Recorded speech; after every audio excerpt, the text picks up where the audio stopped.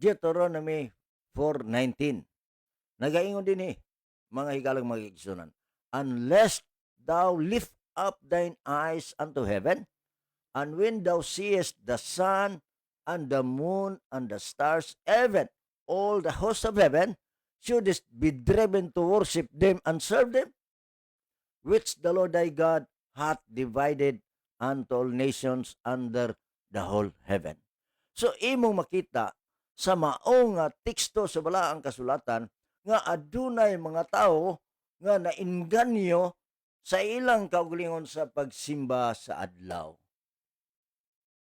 sa bulan, sa mga bituon, o sa tanang panon sa langit. They are driven to worship them and serve them. Sila nagasimba kanila o nag-alagad kanila. Mga higalag mga kaigsunan, pamalandong ibaya ninyo.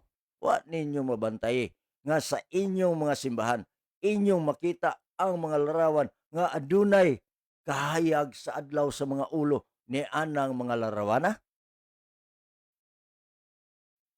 Dunay mga simbahan nga dunay mga larawan nga ang ulo sa mga larawan adunay sidlak sa adlaw.